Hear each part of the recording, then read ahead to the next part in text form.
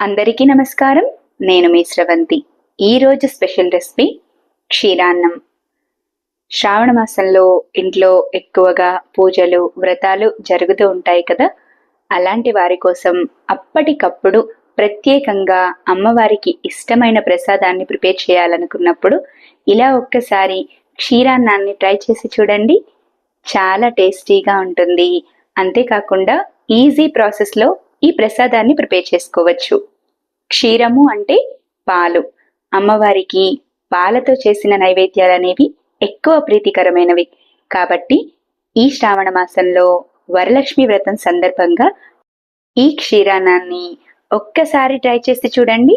Simple ప్రాసెస్లో వంట రాని వాళ్ళు కూడా ఈజీగా ప్రిపేర్ చేసుకోవచ్చు. మరి ఇంకెందుకు ఆలస్యం, శ్రావణ మాసం స్పెషల్ క్షీరాన్నం రెసిపీని ఎలా తయారు చేయాలో చూసేద్దామా. ముందుగా స్టవ్ వెలిగించి అడుగు మందంగా ఉన్న బౌల్ను పెట్టుకోండి. పాలు అడుగు పట్టకుండా క్షీరాన్నం చక్కగా ఉడకడానికి ఇలా అడుగు మందంగా ఉన్న బౌల్ అయితే పర్ఫెక్ట్గా సరిపోతుంది. ఇలా తీసుకున్న బౌల్లోనికి 2 కప్పుల వరకు చిక్కటి పాలను తీసుకోండి. పాలు పోసుకున్న తర్వాత అదే కప్పుతో 1 కప్పు వరకు వాటర్ అనేది పూర్తిగా ఆప్షనల్. మీరు మరో కప్పు వరకు కూడా పాలను వేసుకోవచ్చు. ఇలా కాస్త వాటర్ని వేసుకున్న తర్వాత స్టవ్ని హై ఫ్లేమ్లో ఉంచి మసలనివ్వండి. ఈలోగా మీడియం సైజ్గా ఉన్న కొబ్బరికాయలో నుంచి సగం కొబ్బరి ముక్కను మాత్రమే తీసుకొని కొబ్బరి ముక్కపై ఉన్న పొట్టంతా నీట్గా తీసేసి ఇలా చిన్న ముక్కలుగా కట్ చేసుకొని మిక్సీ జార్లోకి వేసుకోండి. అలాగే క్షీరాన్నం మంచి ఫ్లేవర్ కోసం 4 ఇలాచీలను వేసుకొని మిక్సీ జార్పై మూతను పెట్టి కచ్చా పచ్చాగా గ్రైండ్ చేసుకోండి. ఇలా గ్రైండ్ చేసుకున్న పచ్చి కొబ్బరి పొడిని మరుగుతున్న పాలల్లోకి యాడ్ చేసుకోండి. పాలల్లోకి కొబ్బరి పొడి వేసుకున్న తర్వాత అదే కప్పుతో 1/2 కప్పు వరకే రైస్ని తీసుకొని శుభ్రంగా కడిగి పాలల్లోకి యాడ్ చేసుకోండి. ఇలా పాలల్లోనికి రైస్, కొబ్బరి పొడి వేసుకున్న తర్వాత వీలైనంత లో ఫ్లేమ్లో ఉంచి కలుపుతూ అడుగు పట్టకుండా రైస్ మెత్తగా అయ్యేంత వరకు ఉడికించుకోండి. నార్మల్గా మనం పరమాన్నం ప్రిపేర్ చేసినట్టుగా రైస్ మెత్తగా దగ్గరగా అవ్వాల్సిన అవసరం లేదు. ఇలా కొంచెం రైస్ని చేతితో ప్రెస్ చేసి చూస్తే మెత్తగా అయిపోవాలి.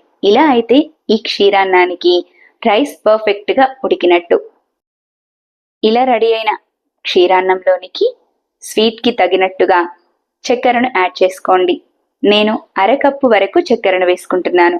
మీరు మీ ఇష్టాన్ని బట్టి చక్కెర క్వాంటిటీని కాస్త పెంచుకొని కూడా వేసుకోవచ్చు. తర్వాత క్షీరాన్నం మరి కాస్త క్రీమీగా చాలా టేస్టీగా ఉండడం కోసం 2 టేబుల్ స్పూన్ల వరకు మిల్క్ పౌడర్ని కూడా యాడ్ చేస్తున్నాను. మిల్క్ పౌడర్ పూర్తిగా ఆప్షనల్. మీకు నచ్చితే వేసుకోవచ్చు, లేకపోతే స్కిప్ చేసేయండి. మిల్క్ పౌడర్ వేసిన తర్వాత కలుపుతూ 2 నుంచి 3 నిమిషాల వరకు బాగా ఉడకనిచ్చి ఇలా రెడీ అయిన క్షీరాన్నాన్ని కాస్త వెడల్పుగా ఉన్న బౌల్లోనికి తీసుకోండి. పాయసమైన క్షీరాన్నమైన నెయ్యితో తాలింపు పెట్టందే ప్రసాదం పూర్తవ్వదు. కాబట్టి స్టవ్ వెలిగించి చిన్న కళాయిని పెట్టుకొని 2 టేబుల్ స్పూన్ల వరకు నెయ్యిని వేసుకోండి. నెయ్యి చక్కగా హీట్ అయిన తర్వాత 1/2 కప్పు వరకు డ్రై ఫ్రూట్స్, కాజు, బాదాం, కిస్మిస్ను వేసుకొని లైట్ గోల్డెన్ కలర్ వచ్చేంత వరకు కలుపుతూ ఫ్రై చేసుకోండి. డ్రై ఫ్రూట్స్ చక్కగా ఫ్రై అయి లైట్ గోల్డెన్ కలర్ రాగానే ముందుగా ప్రిపేర్ చేసి తీసుకున్న క్షీరాన్నం పైకి ఇలా రెడీ అయిన నెయ్యి పోపును వేసుకోండి. ఇలా నెయ్యిని, డ్రై ఫ్రూట్స్ని వేసుకున్న తర్వాత గార్నిష్ కోసం సన్నగా చాప్ చేసిన పిస్తా పలుకులను కూడా వేసుకుంటున్నాను. పిస్తా పూర్తిగా ఆప్షనల్. మీకు నచ్చితే వేసుకోండి, లేకపోతే స్కిప్ చేసేయండి. ఇలా డ్రై ఫ్రూట్స్, నెయ్యిని వేసుకున్న తర్వాత క్షీరాన్నం మొత్తం కలిసేలా బాగా కలిపి ప్రసాదంలా పెట్టేసేయడమే.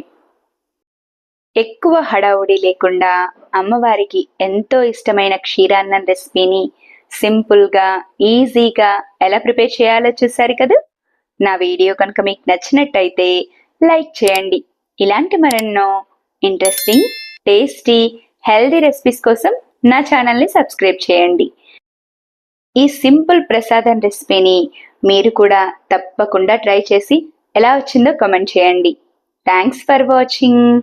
Wait for new recipe daily 6 AM.